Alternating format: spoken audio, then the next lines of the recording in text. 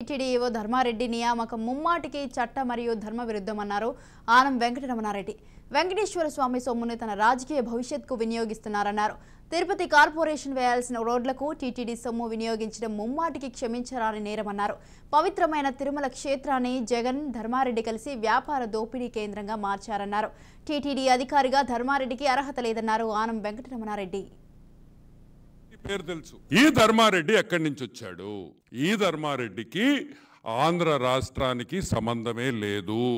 ఈ ధర్మారెడ్డి ఉండింది ఢిల్లీలో ఇండియన్ డిఫెన్స్ ఎస్టేట్ సర్వీసెస్ లో పనిచేస్తున్నాడు. వైఎస్ రాజశేఖర రెడ్డి ముఖ్యమంత్రి అయిన తర్వాత ఈ ధర్మారెడ్డిని ఢిల్లీ నుంచి వైఎస్ రాజశేఖర రెడ్డి తీసుకొని తిరుమల తిరుపతి దేవస్థానంకి జేఈఓగా వేశాడు. వైఎస్ రాజశేఖర రెడ్డి ఉండిన తర్వాత 8 ఏళ్లు పనిచేశాడు. రాజశేఖర రెడ్డి చనిపోయిన సంవత్సరానికి కాంగ్రెస్ గవర్నమెంట్ మళ్ళీ ఇతన్ని వెనక్కి తరిమేసింది. 2019లో జగన్మోహన్ రెడ్డి ముఖ్యమంత్రి అయ్యాడు. పాప మా ధర్మారెడ్డి ఢిల్లీలో ఇతను సీఎం అవ్వంగానే ఫ్లైట్ టికెట్ కొనుక్కొని ఎయిర్పోర్ట్ గేట్ కాడ ఇంకా నన్ను పిలవలేదా అని ఎయిర్పోర్ట్ కాడే 4 రోజులు ఉన్నాడంట. మా జగన్మోహన్ రెడ్డి మోడీ గారికి లెటర్ రాశాడు. మోడీ గారు, అయ్యా మా ఓడాడు ఉన్నాడు ఢిల్లీలో ధర్మారెడ్డి, అతన్ని డెప్యుటేషన్ కి పంపిండి, మళ్ళీ నాకు తిరుమల తిరుపతి దేవస్థానంలో ఆయనతో చాలా అవసరాలు ఉన్నాయి అని అడిగాడు.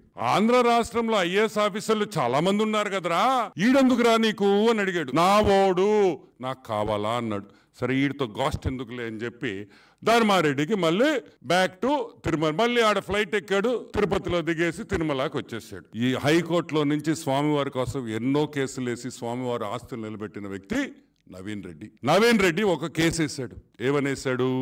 FAC Dharma Reddy is not eligible, అతని ఎన్పిఏ నాన్ పర్ఫార్మింగ్ యాసిడ్ మాకొద్దు అన్నాడు. తిరుమల తిరుపతి దేవస్థానానికి అర్హుడు కాదు అని కేసేస్తే AP high court justice B Krishnamohan గారు 15/9/2002లో జడ్జిమెంట్ ఇచ్చారు. అతను అర్హుడు. తిరుమలలో ధర్మారెడ్డి అట్టో తాడేపల్లి ప్యాలెస్ లో సజ్జల రామకృష్ణారెడ్డికి ధర్మారెడ్డికి పెద్ద తేడా లేదని కూడా నేను మీకు మనవి చేస్తాను. ఏవి ధర్మారెడ్డి మీద ప్రైమా ఫేసి ఎవిడెన్స్ ఉంది, ఆధారాలు గట్టిగా ఉన్నాయి, ఇతనికి సమన్స్ ఇవ్వమని చెప్పింది. ఒక క్రిమినల్ కేస్. ఈరోజు నేను అడుగుతున్నా ధర్మారెడ్డి, ఈ కేసు 1.5 సంవత్సరం అయింది, నువ్వు గవర్నమెంట్ కి ఇన్ఫార్మ్ చేశావా? 14 సెక్షన్ల మీద వాళ్ళు నీ మీద కేసు పెట్టారంటే ఏ విధంగా తిరుపతిలో ఇటువంటి పనులు జరగవు తిరుమలలో అని గ్యారంటీ ఏంది అని ప్రజలను అడుగుతున్నాం. ఇమీడియట్ గా తక్షణంగా గవర్నమెంట్ ఈ జడ్జిమెంట్ వచ్చే వరకు ధర్మారెడ్డిని సస్పెండ్ చేసి లీవ్ లో పెట్టాలి, విఆర్ లో పెట్టాలి, లేకపోతే మా భారతక్క కరుణిస్తే ఢిల్లీకి పంపించాలి అని కూడా నేను మనవి చేస్తాను. ఈ రోజు నేను ధర్మారెడ్డిని సూటిగా ఒకటే అడుగుతున్నా. ధర్మారెడ్డి, నీకేం పని? నువ్వు ఢిల్లీలో ఉండే ఇండియన్ ఆర్మీలో పనిచేసే వ్యక్తి, తిరుమల తిరుపతి దేవస్థానం ఏం పని మీకు అందరికీడా? ఢిల్లీలో పోయి పని చేయకూడదా? ఏం పని అని అడుగుతున్నాం. ఈడ బ్రహ్మాండమైన ఐఏఎస్ ఆఫీసర్స్ ఉన్నారు. అందరికీ ధర్మారెడ్డి పేరు తెలుసు. ఈ ధర్మారెడ్డి ఎక్కడి నుంచి వచ్చాడు? ఈ ధర్మారెడ్డికి ఆంధ్ర రాష్ట్రానికి సంబంధమే లేదు. ఈ ధర్మారెడ్డి